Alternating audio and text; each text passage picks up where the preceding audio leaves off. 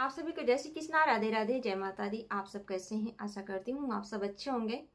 हमारे चैनल में आप सभी का स्वागत है। हम आप लोग को एक सावन गीत सुनाने जा रहे हैं, कजरी गीत। यह कजरी गीत आप लोग को कैसा लगा कमेंट बॉक्स में जरूर बताइएगा। अगर पसंद आएगा तो हमारे चैनल को शेयर, सब्सक्राइब, लाइक जरूर कीजिएगा। अपना प्यार, दुलार, आशीर्वाद सदा अपनी छोटी बहन पर बनाए रखिएगा।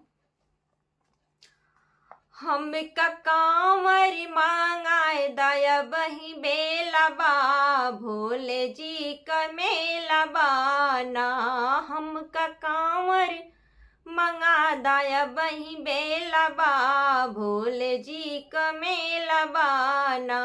हम कांवर मांगा दया बही बेलबा, भोले जी का मेलबा ना।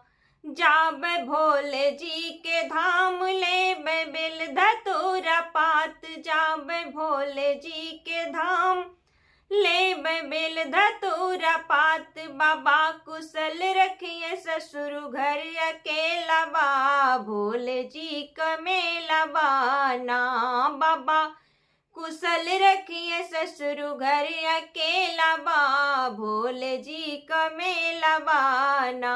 हम कांवर मांगा दया बही बेलबा, भोले जी का मेला बाना।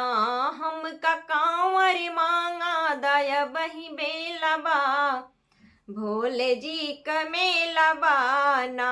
हम कांवर मांगा दया बही बेलबा, भोले जी का मेला बाना। जाबे बाबा के दरबार देबे चरण जलवा डाल, जाबे बाबा के दरबार देबे चरण जलवा डाल। बाबा कुशल रखिए सजना घर अकेला बा, भोले जी का मेला बाना। बाबा कुशल रखिए सजना घर अकेला बा, भोले जी का मेला बाना। हम कांवर मांगा दया बही बेलबा, भोले जी का मेला बाना। हम कांवर मंगा दया बही बेलबा, भोले जी का मेला बाना। हम कांवर मांगा दया बही बेलबा, भोले जी का मेला बाना।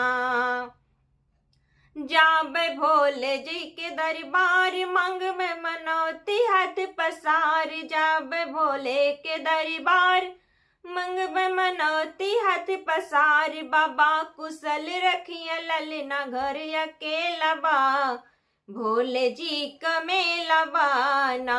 बाबा कुशल रखिए ललना घर अकेला बा, भोले जी का मेला बाना।